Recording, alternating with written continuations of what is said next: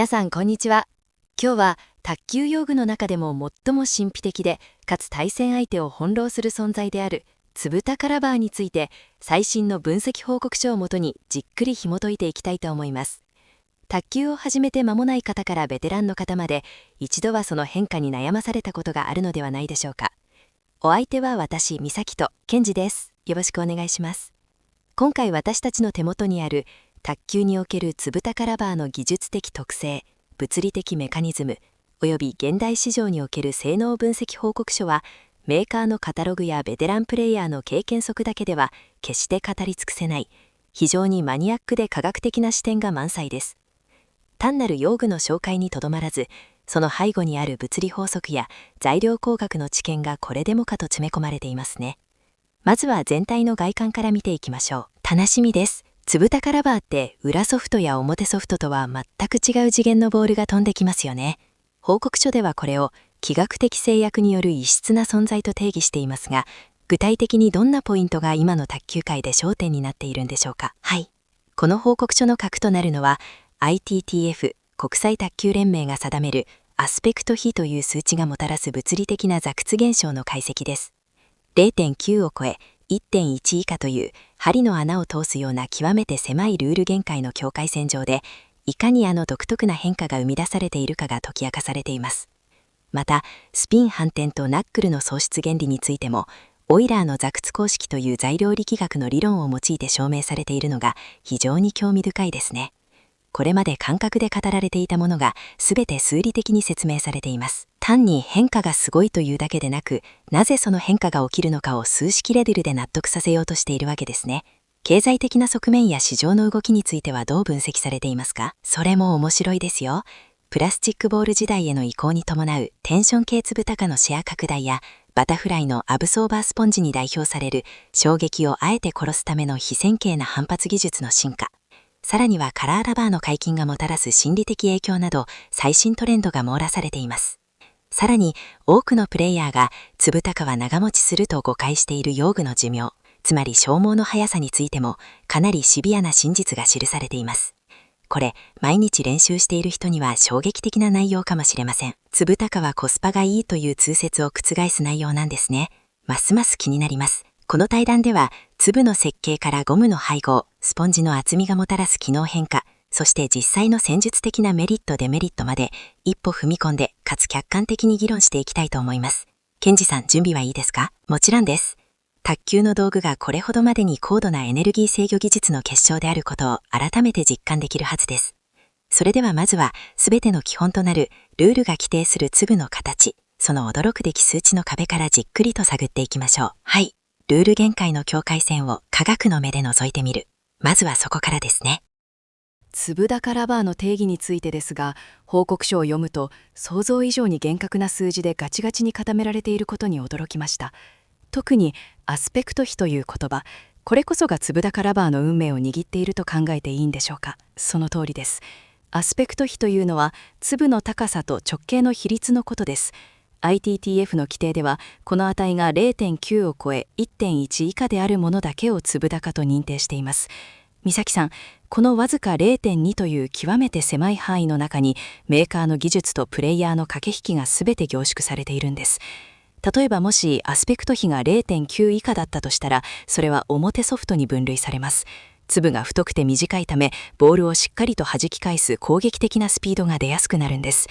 では逆にもし 1.1 をほんの少しでも超えてしまったらどうなると思いますか？もっと変化が激しくなって相手を翻弄できる最強のラバーになるんじゃないですか？理論上は変化が大きくなりますが、ルールでは禁止されています。理由は粒が不安定になりすぎて打った本人ですら予測不能な挙動を示すようになり、スポーツとしての公平な競技性を損なうと判断されるからです。つまり現在私たちが使っている粒高ラバーは ITTF が許容する予測不能性の限界ギリギリのラインを攻めた設計になっているわけです。メーカーはこの 1.1 というマジックナンバーを目指していかに粒を倒しやすくかつ合法的であるかという文字通り髪の毛1本分のような精度の設計を競っているんです。これ製造工程を想像するだけで気が遠くなりますよね。 1.1 という数字が魔法とルールを分ける境界線なんですね。他にも粒の高さや密度についても細かい決まりがあるんですよね。はい。粒の高さは通常 1.0 ミリ以上、スポンジを含むラバー全体の厚さは 4.0 ミリ以内と決められています。さらに粒の密度、つまり1平方センチメートルあたりに何個の粒を植えるかという点についても10個から30個という明確な枠があります。この密度が薄らになればなるほど、ボールとの接触面積が減って回転の影響を受けにくくなりますが、その分狙ったところに飛ばすコントロールは格段に難しくなる。配列も60度配列という正三角形の頂点に配置するスタイルが標準で、ラバーのどこで打っても同じ性能が出るように計算されています。逆円錐形、つまり根元より先な太い粒は禁止されているのも対称性を保つためです。これらの数値的な制約は単なる事務的なルールではなく、卓球というスポーツの予測可能性と意外性のバランスを保つための防波堤なんです。この制約があるからこそ、プレイヤーは用具の癖を理解し、ジムラの技術でそれをねじ伏せる面白さが生まれるわけですね。私たちはこの数値の裏にある ITTF の哲学、つまり用具に勝たせすぎないという意思を理解しなければなりません。なるほど。メーカーの執念とそれをコントロールしようとする連盟のせめぎ合い、その結果が私たちのラケットに貼られているあの小さな粒なんですね。でも、この粒の形が具体的にどうやってあの不思議なボールの変化を生んでいるのか、物理的な仕組みがさらに気になります。それを解き明かすキーワードが材料力学におけるザクツです。粒が倒れる瞬間に何が起きているのか、そのダイナミズムについてさらに深く客観的に議論していきましょう。そこには目に見えないエネルギーのドラマがあるんですよ。いよいよ本質的な部分に入っていきます。粒高ラバー特有の変化の正体ですが、報告書では物理学のオイラーのザクツ理論という非常に本格的な用語で説明されています。ケンジさん、これ私のような文系でもイメージしやすいように解説していただけますか？はい、できるだけわかりやすくその本質を整理してみましょう。まず、粒高の粒一つ一つを地面に刺さった細長いゴムの柱だと考えてください。この柱の頭にボールという巨大な物体が垂直にドスンと乗ったとします。すると、ある一定の重さを超えた瞬間に柱が耐えきれなくなって急激にぐにゃりと折れ曲がりますよね。このまっすぐな状態から急に崩れる現象を物理学でザクツと呼びます。粒高ラバーの表現では、ボールが衝突するたびにこのザクツ現象がボールが当たった粒の間で同時多発的に起きているんです。報告書に掲載されているザクツ公式を見ると、粒が細ければ細いほど、そして高ければ高いほど、わずかな力で粒がガクンと倒れることを数理的に証明しています。アスペクト比が上限の 1.1 に近いほど、このザクツが容易にそして劇的に起きるわけです。美咲さん、ここがポイントです。その粒がガクンと折れることが、あの予測不能な変化の直接的な原因なんですね。その通りです。最も重要なのは、粒が深く倒れ込むことで、ボールとラバーの接触面積がインパクトの瞬間に非線形、つまり急激に変化することです。裏ソフトのように常に一定の摩擦がかかるわけではなく、特定の瞬間にだけ摩擦がガクンと減ったり、逆に粒の側面がボールを掴んだりする。これによりボールにかかっている回転に対して、私たちが予想もしないような挙動、いわゆる揺れや蛇行が発生します。さらにもう一つ見逃せないのが、エネルギーの消散です。粒がぐにゃっと折れ曲がる際、その変形エネルギーの一部が熱エネルギーとして消えてしまうため、ボールを跳ね返すためのエネルギーが裏ソフトに比べて著しく損なわれます。だから相手の強烈なスマッシュの勢いを殺して、ネット時にポトッと落とすことができるんです。これが粒高がボールを止める物理的な根拠、つまり垂直方向の反発係数の減衰なんですね。ボールが当たった粒が一瞬でエネルギーの身代わりになっているようなイメージです。この減衰効果がブロックの生命線ですね。粒が折れることで相手のパワーを吸収して無効化しているわけですね。力学的に見れば、粒高ラバーはラケットの表面に無数に並んだ高度なサスペンションと言えるかもしれません。でも、ただ止まるだけじゃなくて、ドライブが下回転になって帰るスピン反転の仕組みはどうなっているのでしょうか。これもザクツと関係があるんですか？もちろんです。それこそがこのザクツ現象がもたらす最大の戦術的マジックです。ボールの回転方向に粒がバタバタと倒れることで、自分から回転を上書きせずに、そのままの回転を維持して返球する仕組みがあるんです。このメカニズムを正しく理解すると、なぜスローなボールより速いボールに対しての方が、粒高の威力、つまり変化が大きくなるのかという理由もはっきりしてきます。ザクツ過剰を超えるエネルギーが加わった時こそ、粒高は進化を発揮するわけです。さて、この物理的なザクツがもたらす最大の戦術的武器、スピン反転とナックルの喪失について、さらに深く議論を続けていきましょう。粒高ラバーといえば、何といってもスピン反転ですよね。相手がドライブを打ってきたのに、こちらはただブロックしただけで、返球が強烈な下回転になって戻っていく。初めて粒高と対戦した人は、自分が打ったはずの回転で自分がミスをするという事態にパニックになります。ケンジさん、これも物理的に完全に説明できるんですよね。はい。報告書によれば、スピン反転は、粒が倒れることで飛来したボールの回転を維持したまま進行方向だけを反対にするという現象です。イメージしてください。強烈な上回転、つまり前向きの回転がかかったドライブが飛んできます。粒高に当たった瞬間、粒はボールの回転方向に一斉に倒れます。この時、粒の側面がボールを優しくホールドし、回転エネルギーを大きく損なうことなく、回転方向をキープしたまま跳ね返すんです。自分から見れば上回転のままですが、ボールが相手に向かって戻る時、相手から見ればそれは逆向きの回転、つまり下回転になって刺さるわけです。相手のドライブが強ければ強いほど、粒は深く倒れて回転を維持するため、返球のカットもより切れる。これが相手の力を利用すると言われる現象の正体です。粒が復元してボールを押し出す前に、ボールが離脱するのが理想的な反転の瞬間です。この離脱のタイミングをプレイヤーがどうコントロールするかが腕の見せ所ですね。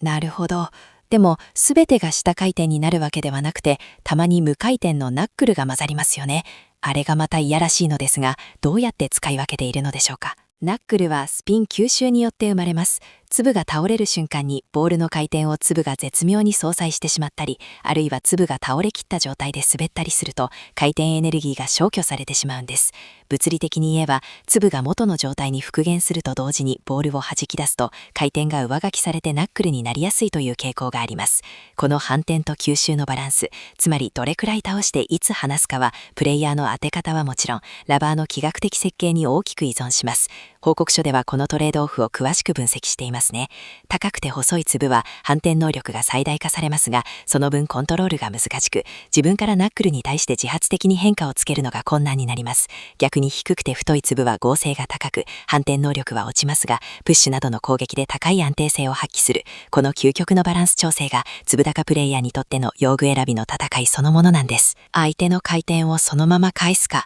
決して返すか、その一瞬の駆け引きと用具の個性が絡み合っているわけですね。最近のトップレベルの試合を見ていると、ただ変化を待つだけじゃなくて、能動的にナックルを出してミスを誘う戦術がすごく重要になっているように感じます。回転があると思ったらネット直撃というのは本当によく見る光景です。心理戦ですね。報告書によれば、高速ラリーの中での意図的なナックルは、現代卓球において非常に読みづらい致命的な武器になっていると指摘されています。さて、こうした物理的な挙動を根本から支えているのは、実は表面のゴムそのものの化学組成なんです。次は、天然ゴムと合成ゴムの配合が、いかにして性能を決定づけていくのか、材料工学の視点から議論を広げていきましょう。粒高ラバーのシートですが、どれも小さな突起が並んでいるだけで同じように見えますが、ゴムの種類によって性能が劇的に変わるそうですね。報告書には、材料の化学的構成による性能の差異という非常に専門的な章がありますが、具体的にはどのような違いがあるのでしょうか。ここは非常に奥が深いメーカーのノウハウが詰まった領域です。主に使われる材料は天然ゴムと合成ゴム。天然ゴムは弾力性と耐摩耗性に優れており、何よりボールに対する引っかかり、つまり摩擦力が強いという特性があります。そのため、自分から回転をかけるつっつきた切れ味鋭いカットを求める現代的な粒高ラバーにおいて高い配合率で採用される傾向があります。一方で合成ゴムは特定の性能、例えば硬度や耐熱性、老化のしにくさを精密にコントロールできるため、品質を安定させるための基礎材として欠かせません。最近のトレンドとして興味深いのは、プラスティックボールによる回転量の減少を補うために、あえて表面の摩擦を意図的に高める設計が増えている点です。バタフライのイリウスシリーズなどは、独自の配合で粒の耐久性を従来の2倍以上に高めつつ、シート表面での高い摩擦力を実現しています。昔の粒高ってどちらかというと滑って変化を出すイメージでしたが、今はしっかり引っ掛けて変化を操るという方向に進化しているということでしょうか。おっしゃる通りです。かつてはアンチ加工と呼ばれる摩擦を物理的にゼロにしたような粒高が市場にあふれていました。相手のドライブを 100% 反転させて返す恐ろしいラバーでしたが、あまりにも予測不能で面白くないという理由で、現在は ITTF で厳格に規制されています。現在のルールでは、ラバーの表面に後から科学的物理的な加工をして摩擦を変えることは禁止されており、あくまでゴム自体の物性で勝負しなければなりません。そのためメーカーは、粒の表面に 0.1 ミリ以下の目に見えないレベルのざらつき、布目をつけたり、分子レベルでの配合を工夫したりして、ルールギリギリの摩擦と反転効率の両立を追求しているんです。報告書が指摘するように、今の粒高は受動的な守備用具から、プレイヤーが自分の意思で回転を上書きできる能動的な操作用具へとその性格を大きく変えているんです。これによってカットマンが攻撃に転じるのも以前よりスムーズになりました。ゴムの配合一つで守備の安定感だけじゃなく攻撃のバリエーションも変わるわけですね。気温や湿度の影響を受けやすいという話もこの材料特性から来ているんでしょうか。はい。冬にゴムが硬くなって変化が出にくくなったり、雨の日にボールが滑りやすくなるのは、この繊細な摩擦設計が外部環境に敏感だからです。熟練の粒高プレイヤーが試合前にラケットを中で温めたりしてコンディションを整えるのは理にかなった物理的な調整なんです。さて、シートの性能が分かったところで、次はそれを支えるスポンジの役割について議論を深めていきましょう。スポンジは単なる下敷きではなく、粒高全体の性能を定義するエンジンですからね。ここでは粒高ラバーの裏側で重要な役割を果たしているスポンジに焦点を当てて議論しましょう。報告書にはスポンジの厚さによる性能の違いが詳しく表にまとめられていますが、スポンジの有無で同じシートを使っていても全く別のラバーになるというのは本当なのでしょうか。具体的にどの程度の差があるんでしょう。本当です。スポンジは粒高ラバーにとっての動力源であり、同時にボールの勢いを殺すクッションでもあります。まず、スポンジのない OX1 枚。これは粒が台座に直接植えられているため、打球時に粒が最も深く折れ曲がり、最大の変化を生み出すことができます。しかし、自分の力でスピードを出すのは極めて難しく、いわゆる相手の力に 100% 依存するスタイルになります。一方で、スポンジを極薄、薄、中と厚くしていくほど、ラバー全体の弾力が増してプッシュやミート打ちが鋭くなります。ただ、スポンジが厚くなればなるほど、粒の座屈による特有の揺れや反転は、スポンジの反発によって相殺され、変化は減少していく。この弾みと変化のトレードオフをどう管理するかが線形を決める分かれ道です。厚いスポンジを好むのは、より裏ソフトに近い感覚を求める攻撃型に多いですね。最近では単に厚さを変えるだけでなく、特殊な機能を持ったスポンジも登場していますよね。レポートにあるアブソーバースポンジ。これはどのような最新技術なのですか？これはバタフライが開発した非常に革新的な技術ですね。特定の線形に合わせて2つの異なる機能を持たせています。例えば、アブソーバースポンジドロップ。これは48度というかなり硬いスポンジですが、実は驚異的な衝撃吸収性能を持っています。従来的な常識では硬いスポンジはよく弾みますが、これは硬いからこそ強い打球に対して粒を強制的にぐにゃりと倒し、大きな変化を生み出しながらボールのエネルギーを熱として逃がしてピタッと短く止めるという物理的に非常に複雑な非線形反発を実現しています。前衛でブロックして相手を振り回すプレイヤーには夢のような性能です。一方で、アブソーバースポンジヘビーは少し柔らかめで、カット種線形が求める安定した低い弾道と強いつっつきをサポートします。スポンジの物理特性を受けるエネルギーの強さに応じて最適化するという発想ですね。スポンジがまるで知能を持っているかのように、打たれた球に応じて反発を変えているんですね。ハイテクです。でも、粒高ラバーって全体的に軽いですよね。それがラケットの操作性にどう関わってくるんでしょうか。鋭い視点です。粒高は粒がそららに配置されているため、裏ソフトより圧倒的に軽量です。特に OX1 枚なら 20g を切ることもあります。この軽量性はラケットワークを俊敏にしますが、全体の質量が不足すると、物理学的な運動量保存則によって相手の重い強打に打ち負けてラケットがブレてしまうリスクがあります。ために、多くの熟練者はフォア面に重量のある裏ソフトを貼ることで全体のバランスを緻密に調整し、守備の安定と攻撃の威力を両立させているんです。物理の法則を味方につける工夫ですね。さて、次はこうした物理特性がもたらす心理的な戦術メリットについてさらに議論を広げていきましょう。道具を知ることは相手を知ることにつながります。第7パートは、これまでの物理的材料的な技能を実際の戦術のレベルに落とし込んでいきましょう。粒高ラバーをあえて採用することの最大のメリット、そしてプレイヤーが向き合わなければならないシビアな課題についてです。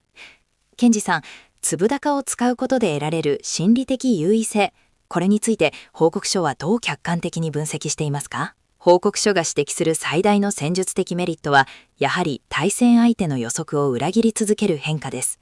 通常のラバーであれば、ドライブを打てば上回転が返ってくるという一定の物理的なリズムがありますが、粒高はそのリズムを根本から破壊します。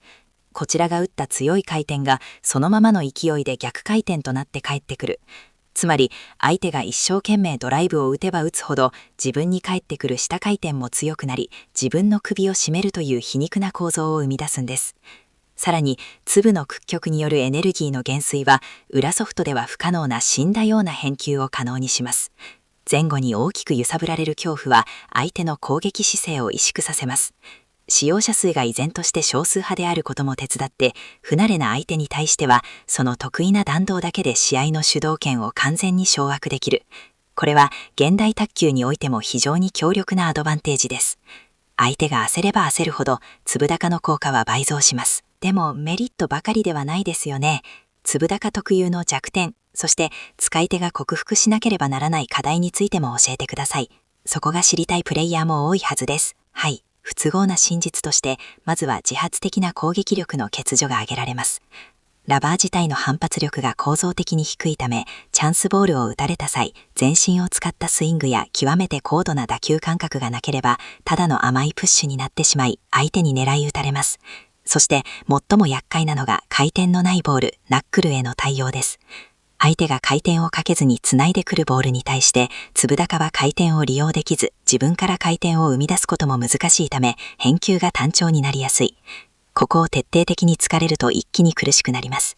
報告書は、粒高プレイヤーが単なる防御者にとどまらず、高い習得難易度を乗り越えて、自分が今どのようなボールを送り出したのかを瞬時に、かつ正確に把握するまでに膨大な練習時間を要すると結論付けています。まさに諸の剣、ハイリスクハイリターンの選択と言えるでしょう。道具の気まぐれさを自分らの技術で支配しきる覚悟が求められるわけです。自分が一番の理解者でなければならないということですね。道具に助けられる部分もあるけれど、その道具のポテンシャルを 100% 引き出すには難題定ではない技術が必要なんですね。深いです。さて、こうした伝統的な粒高の戦い方が、昨今のプラスチックボールの導入やカラーラバーの登場でどう変わってきているのか、最新の市場トレンドと技術トレンドについてさらに議論をつなげていきましょう。2014年のプラスチックボール導入から10年以上が経過し、卓球界は大きな変化を経験しましたが、粒高ラバーを取り巻く環境も例外ではありませんよね。特に回転量が減少したと言われる中で、用具はどう進化したのでしょうか。非常にダイナミックな適用が起きています。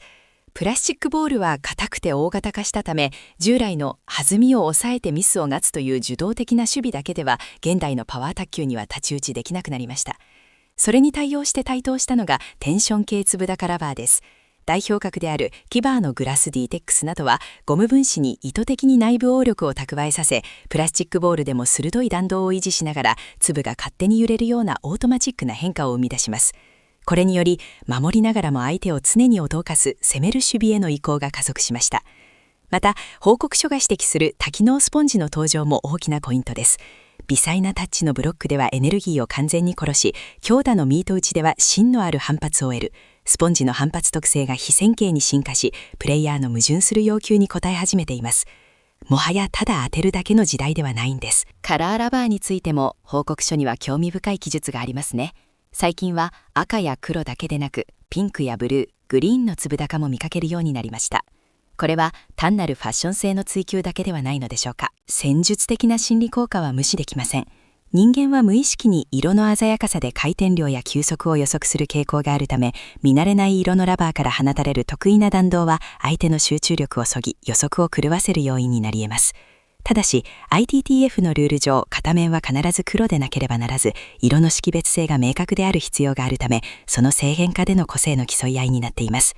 こうした規定の緩和も粒高というニッチな用具の多様性をさらに広げていますね。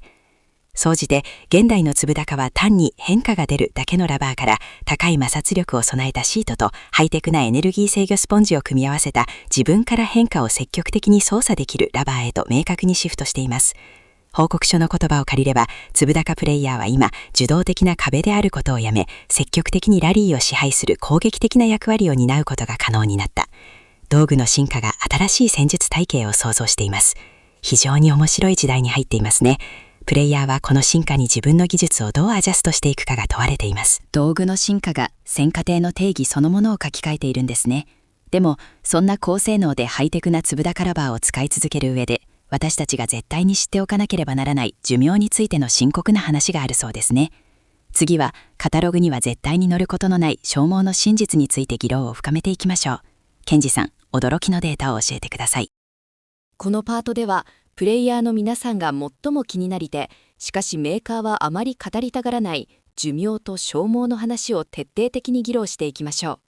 ケンジさん、よくベテランの方から、粒高は粒が切れるまで使えるから、裏ソフトよりずっとコスパがいいんだよ、なんて聞きますが、これって実際どうなんですか？報告書のデータはかなり厳しいですよね。はい。報告書が最も強く警鐘を鳴らしているのが、その粒高は長持ちするという根強い誤解です。実は粒高ラバーは裏ソフト以上に繊細で、性能の劣化が極めて激しい用具なんです。衝撃的かもしれませんが、客観的なデータとして、粒が激しく屈曲する根元部分には、一度の練習でも膨大な疲労が蓄積されます。特に今回詳しくお話しした座屈を頻繁に起こすため、目に見えないレベルでゴムの分子構造が破壊され、柔軟性やコシが失われていくんです。攻撃を多用する選手であれば、本来の性能を維持できるのはわずか3日から1週間程度だという記述があります。ブロック中心のプレイヤーであっても、本来の反転能力を 100% 発揮できるのは1週間から長くても3週間が限界なんです。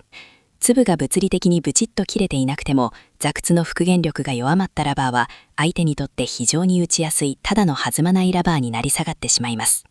粒のエッジが丸くなったり、根元に光を当てて微細な亀裂が見えたら、それはもう寿命を大幅に過ぎているサインです。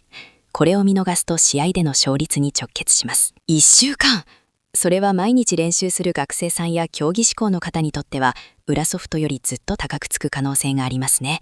さらに気温や湿度の影響も裏ソフトより深刻だとか、なぜそんなに敏感なんですか？はい、外部環境の罠ですね。粒高なその表面積の広さと形状ゆえに、環境要因の影響をダイレクトに受けます。例えば気温の影響、冬場に体育館が冷え込むと、ゴムの弾性が著しく低下し、粒が倒れにくくなります。すると本来期待していた変化幅が物理的に出せなくなるんです。冬に今日は変化が出ないな、調子が悪いのかなと感じるのは腕のせいだけではなく、ゴムが硬くなったことによる座屈の抑制が原因かもしれません。